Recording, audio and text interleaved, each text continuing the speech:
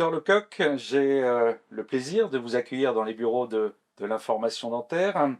Avant toute chose, je vous remercie d'avoir accepté de rejoindre l'équipe scientifique IDEWeb Formation, qui a lancé il y a quelques mois un programme de formation e-learning dédié à votre spécialité, qu'est l'orthodontie, pour lancer cette troisième formation sur les aligneurs. Bon, sur cette thématique aligneurs, je ne cache pas qu'on s'est posé la question avec la directrice du comité scientifique que vous connaissez très bien, Sarah Chotik, cette thématique aligneur pour votre spécialité qui reste peut-être encore pour certains confrères, consoeurs, peut-être un petit peu polémique, je ne sais pas, mais comment vous l'abordez, vous, vis-à-vis de votre spécialité, puisque c'est une formation qui est dédiée aux orthodontistes et pas du tout aux omnipraticiens. Donc voilà, comment vous abordez cette solution thérapeutique?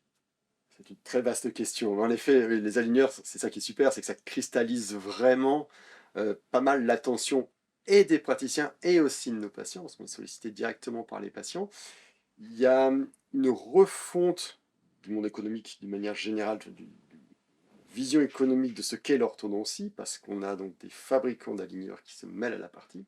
Et je pense que c'est pour nous praticiens une opportunité extraordinaire de retrouver, redéfinir notre position.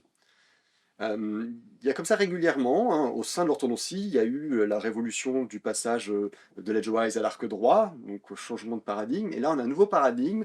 Il y avait le traitement lingual avec des bacs cachés derrière les dents où on voulait que rien ne se voie. Et aujourd'hui, on nous fait une autre proposition, qui est un appareil qui se voit pas, mais un petit peu quand même. Donc, il se démocratise très facilement parce que les gens sont fiers de montrer qu'ils ont un appareil qui ne se voit pas.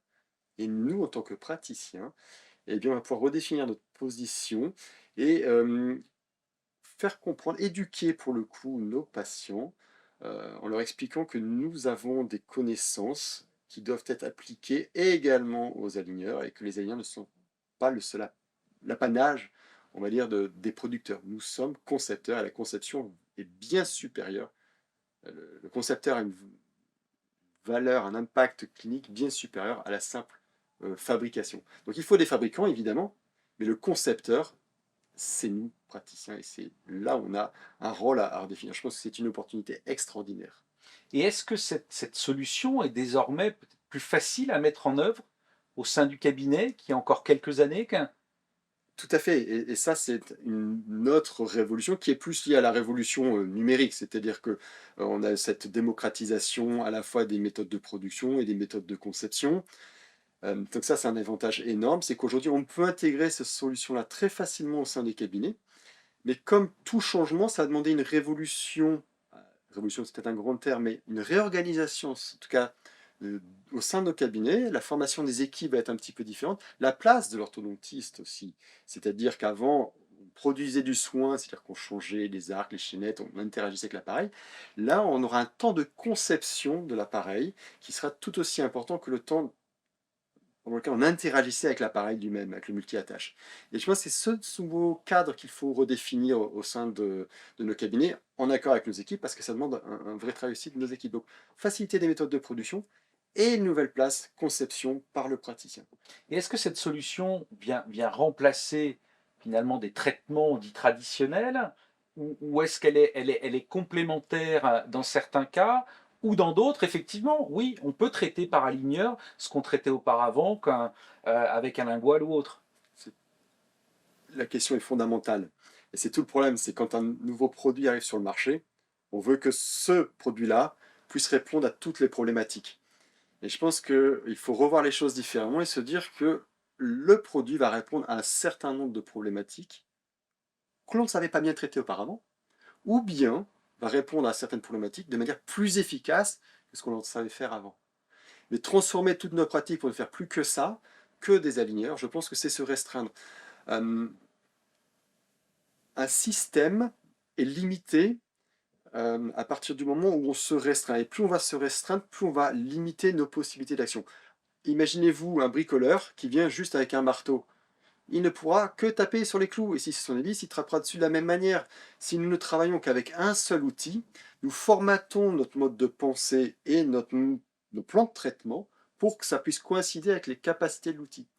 Et je pense que, et c'est là la plus-value des praticiens que nous sommes, c'est de repenser à l'origine, c'est-à-dire quel est le problème du patient, quelles sont les solutions, les objectifs que l'on souhaite mettre en place, et quel est l'outil le plus efficace pour atteindre ces objectifs-là.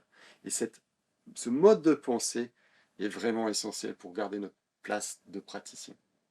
Et dans votre formation, parce que ce que vous dites est très intéressant, mais si je me mets à la place de l'apprenant, est-ce que toute cette compréhension et cette mise en place et l'identification des traitements qui vous correspondent, qui soient complémentaires, qu'il y ait une complémentarité ou pas, est-ce que justement vous arrivez avec les formats pédagogiques que vous avez produits à bien expliquer, parce que ce que l'apprenant souhaite, c'est pas d'être opérationnel demain, mais qu'il ait une méthodologie de mise en place et qu'il puisse avoir un suivi pour faire évoluer justement son cabinet et sa pratique.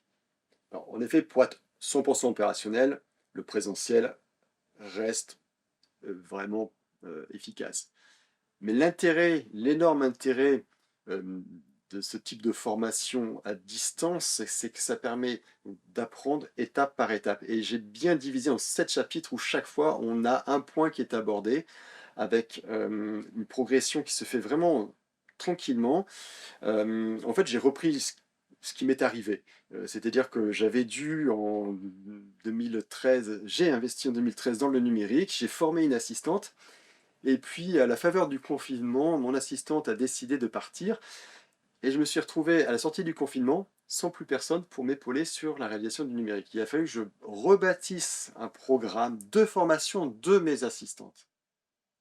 Et c'est ça que je propose de partager, c'est comment est-ce qu'on arrive à introduire cette notion-là au sein de l'équipe, à comment la mettre en place de manière rationnelle, rigoureuse et durable et reproductible. Parce qu'on sait que les équipes changent, que les personnes aussi veulent changer de compétences au sein de l'équipe.